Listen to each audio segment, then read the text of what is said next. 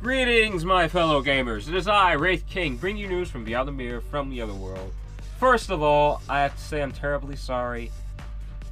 I wanted to upload videos every day, and I still am going to try my very best to entertain you guys and gals, because you all have been so friendly. You've all been so nice to me.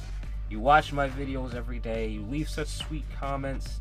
You're always just so friendly to me, and you're so patient, and thank you for that. And I want to upload videos every day. I do. But I'm always needed for something. And getting these things done in life I'm very busy. I'm always needed for something, and I can't exactly record the way I want to without being interrupted. So I'm not always there to record. And mobile games in themselves, they're not much. They're very little. There's not much there that's actually entertaining unless you're really playing the game. But Seven Nights, however, is phenomenal. It has everything. Even some console games aren't as good as Seven Nights. And I can safely say that that's very true. Some console games just don't have what Seven Nights has. Especially some of the newer games today. The newer console games, great graphics and everything, great effects. As far as gameplay is concerned, no. Seven Nights has great graphics, great effects, great story, everything is there. It's just that some console games just don't have that, but that's another whole nother subject right there. What I'm trying to say is, before I get off subject, is I'm very sorry. I really am sorry that I just have not been able to upload videos every day like I promised I would. I really am sorry about that. When things get in the way like this, it's hard. It's really hard to make any videos without being interrupted. I really am sorry. But anyways, enough on that. Why I made this video is because I've noticed a few things in Arena. I haven't been able to start Arena lately. Ever since the season ended, like I think it was a couple days ago. Yeah, ever since the season ended, I haven't been able to start many Arena matches here. But what I've noticed in my last playthrough of the Arena is that some people seem to be just throwing heroes on their team. And what I mean by that is just anybody that seems interesting, anyone that seems cool looking. It's the whole 9 yards. It's annoying me. So what I'm going to do today is go through what are good teams, who should you have on your team, who should you level up first, how, and why. First, I'm going to tell you who you should level up first, and who you should focus on getting first. First of all, Evan would be my normal suggestion, but since they've nerfed and edited Evan so much in the global version, probably not a good idea. So, probably Helena. Helena is an all-around great tank right now. She has a great awakening skill, she has great abilities, she has great passive abilities, first of all. So everything about her is great. So I would recommend leveling her up to level 40 first, because right now Evan's just not where he's supposed to be, but in the future they might buff him. They might buff him up, because they did in the Korean version. When he was first released in the Korean version, he kind of sucked then too. He wasn't a great awakening character. I mean, he was tough, but he just wasn't the toughest. So I'm not entirely sure if they're going to buff him up in the future, or they're just going to leave him how he is on the global version, but I wouldn't take any chances. Right now, Helena is great. She's amazing. She's one of the best tanks in the game. So I would highly recommend leveling her up to 40 first, and just not take the risk of a maybe they might buff Evan later, because that might not even happen. So don't take the risk on a maybe. So just go on the guaranteed route, because Helena's going to be good either way. If you level her up to 40, and then they do buff Evan, you're still going to have a good level 40 tank on your team, because Helena is just flat out awesome. Another character I would highly recommend would be Delan's. Delan's is a really great fighter. I mean, he is an amazing fighter. Everything about Delan is perfect. Like, the fact that he can silence, the fact that he can pierce, and the best part is, I wouldn't say this is really a spoiler, but you could probably tell already that they're going to awaken him later. So I'm not gonna, that's not really a spoiler. So yeah, they're going to awaken him later, and he's just going to be even more powerful than what he already is. So, and there's no downside to his strength either. There's no downside to his strength. There's no point why you shouldn't have him on your team. There's actually every point why you should have him on your team. Every point is pointing towards, hey, have Delan's on your team. Seriously, have him on your team. Like, seriously, the game just screams that at your face once he's awakened, especially. If you have him at level 46 right now, you are very lucky. Upgrade his items to +5. Upgrade everything on him. It's a definite for Delan's. Definitely level him up to 46. He's going to be the first knight you're going to want to get, and the first knight you're going to want to level up to 46. After you get Delan's, I'd recommend getting Aline. Bow to me. Aline, I won't give anything away about her or anything else concerning her story, but why do you want to level up Aline to level 46 second? Well, first of all, she has this passive ability that increases allies' physical attack by 60%, but be that as it may, that ability won't work on magical characters, like characters that deal magic damage. A good example would be Karma. Unfortunate karma awaits you.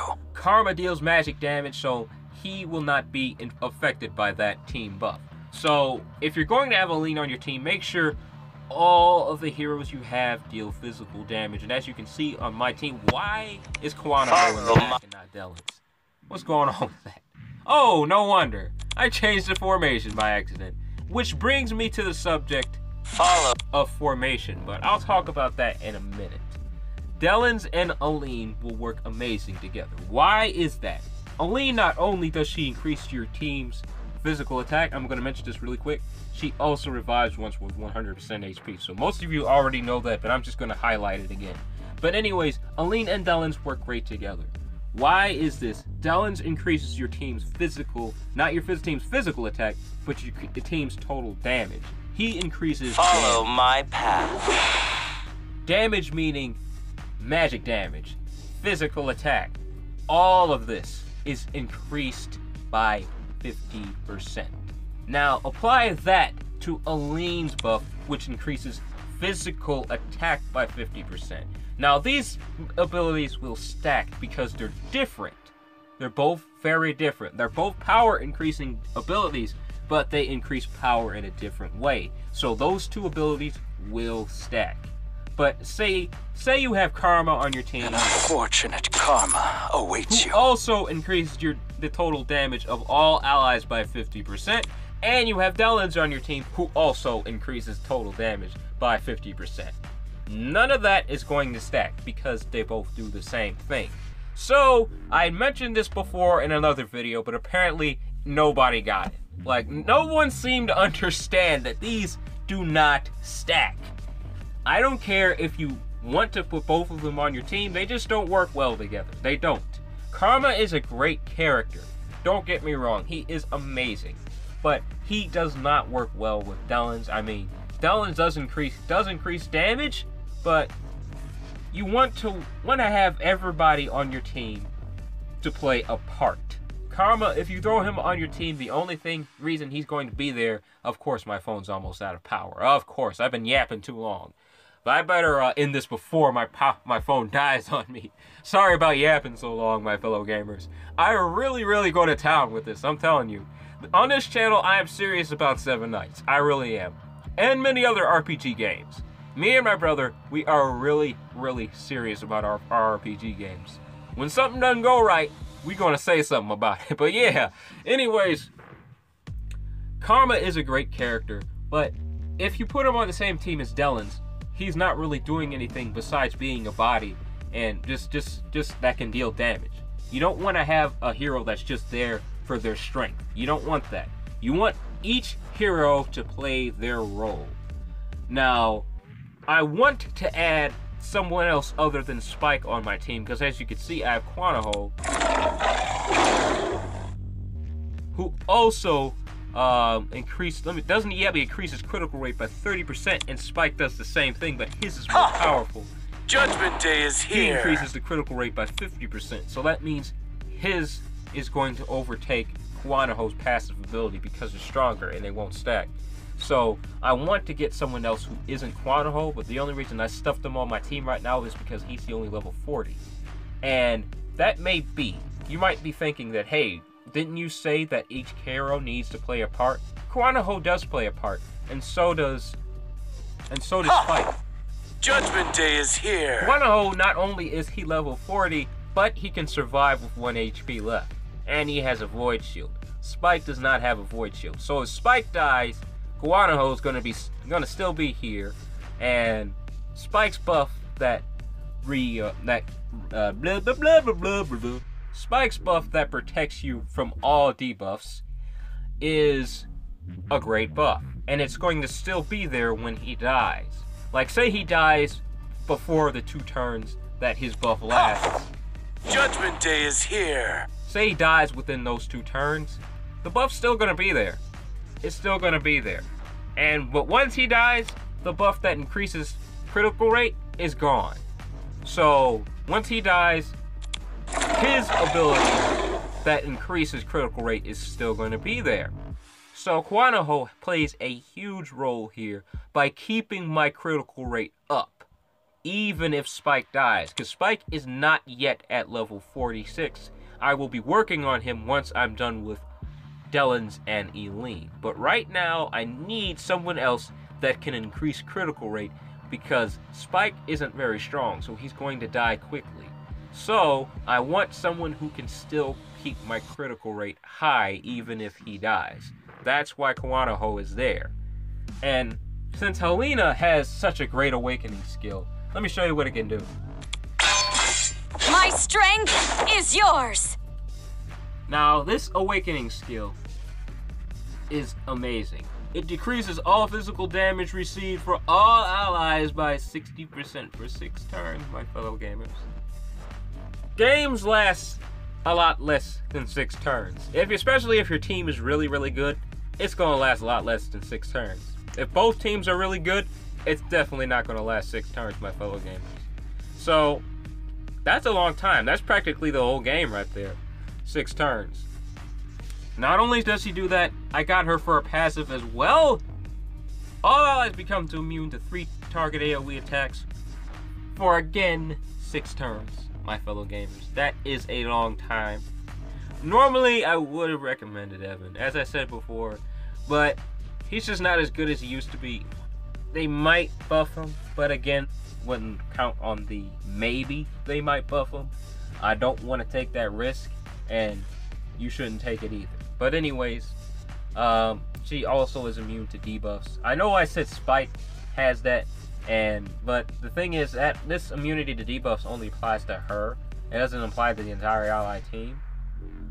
So that being said, it's probably good to have a Spike on your team if you're going to have her, because you want your entire team to have an immunity to debuffs.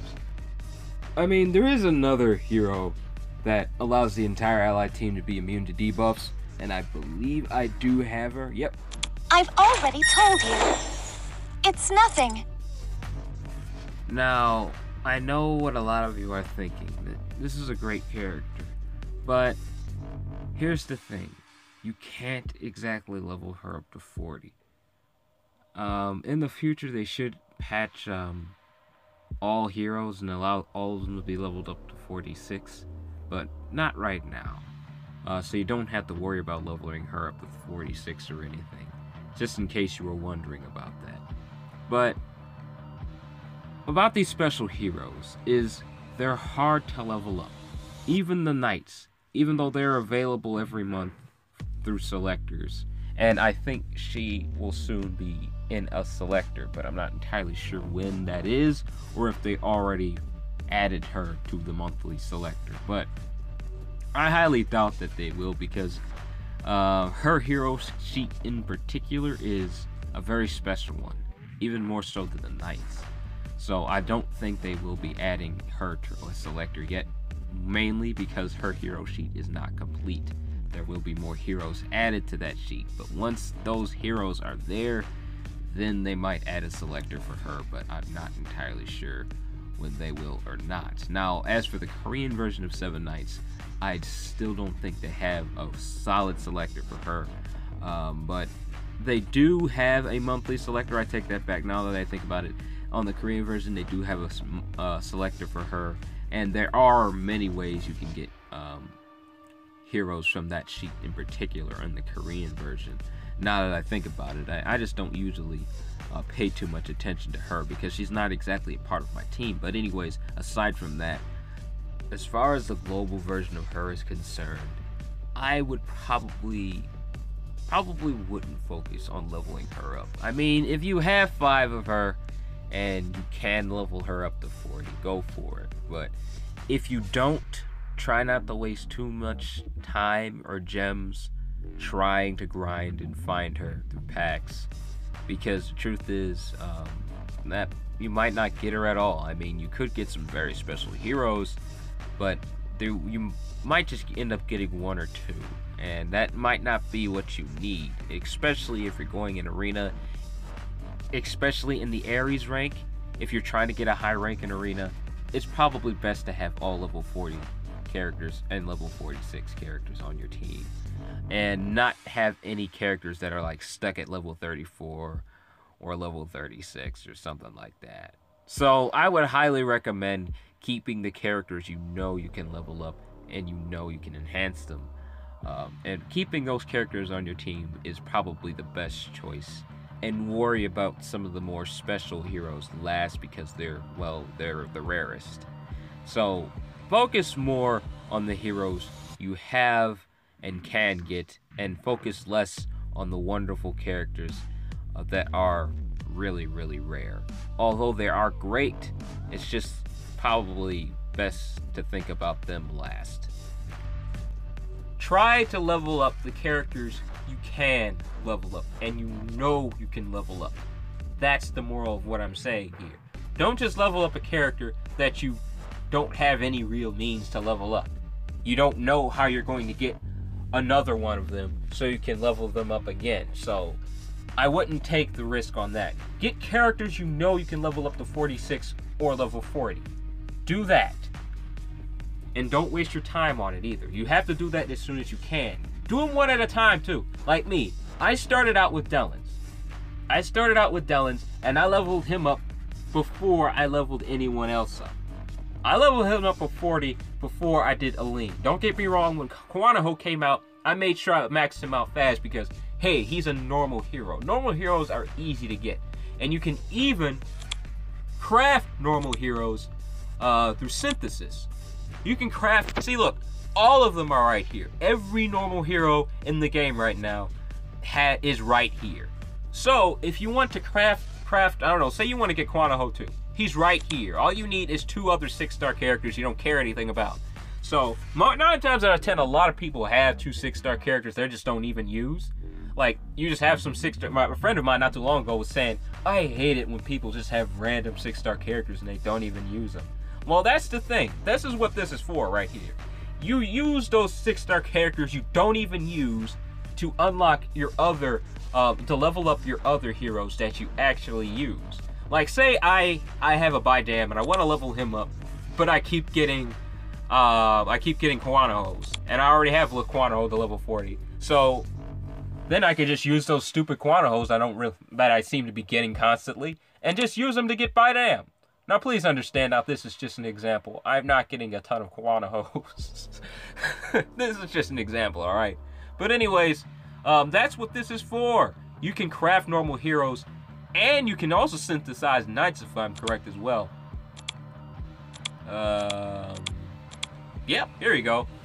But they're only tickets. They're tickets, so they're not really selectors, and you need to trade in 2 knights. Now, this is kind of can work in one way here. Like, say you already have the knights you need to level 46. Like, say you got a Delan to level 46 already, and you don't need another one. And from what I've known so far, they haven't increased the level cap on knights on the Korean version yet. So that means it's going to be a while before they increase it again on the global version. So, saying that, it's okay if you have some extra knights that you just don't do anything with. Like, say you have some extra Delans, like I said, you can just use them here. You got a Delans, you got an extra lane, you can just burn them here and try your best to get the knight that you really need to level up. Now, be that as it may, this is a ticket it's not a selector, so you could just get another Delan's again, or another Aline again, or another knight that you just don't need. So, kind of taking a risk doing this. You could use those knights for something else, those 2 knights, because you could use them for leveling up, you could use them for unlocking, and taking the risk of getting the same character again is kind of something I don't want to recommend. So yeah, I wouldn't recommend doing this too often, but if you have the resources and you feel like doing it, go ahead, I guess. And if you don't have all your knights to level 46, the ones you need anyways to level 46, and you're looking to find the right knight, yeah, then you can go ahead, but there's no guarantee you're going to get the right one. So yeah, you can do that too. But yeah, there are many ways you can level up the characters you need first. But make sure you keep that in mind. Level up the characters you really need to level up first. That's why I'm taking my time with leveling them up. I'm going with Delan's first.